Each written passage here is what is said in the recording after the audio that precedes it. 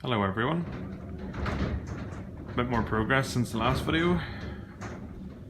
As you know, I've been concentrating on the engine bay these last few weeks. I've stripped down the engine, as you can see. The cylinder head is off, distributor and oil filter assembly is off on the driver's side. Along the front, the water pump is off, alternator is also removed, radiator assembly, and carburetors, exhaust manifold being removed on the passenger side. As you may remember from previous videos, the compression had been quite poor on cylinders 2 and 4, especially so on cylinder 2. We just come across here and look at the cylinder head. That's cylinder 2. Now it's wet because I've had diesel in those chambers.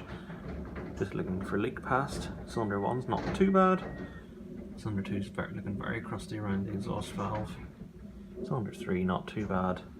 Cylinder 4 a bit worse. As some of you following on Facebook may have noticed, at least. Mixture's pretty good. A nice biscuit brown colour. Looking a bit closely at the engine then. Fairly happy with the condition of the bores. No tight spots turning the engine over. Each of the bores filled with diesel.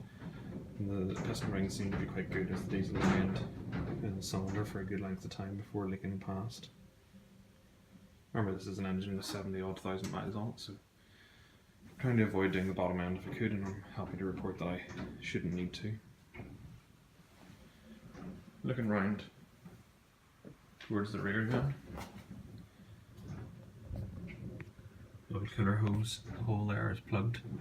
Unfortunately, when I took the oil cooler off, I broke the two unions off the top, so I'm going to need to replace the oil cooler, and I'll probably replace the oil lines as well. You can just see here the crud lying there between the block and the plate. This is the main reason I'm doing all this work. It's kicked it all off. There's a core plug just in there at the back of the block, which cannot be accessed with the engine in situ, so I have to take the engine out, replace that core plug, and while I'm doing that I'll paint the block and do a few other jobs. Give it a good flush through, clean out the cooling system and make a few improvements.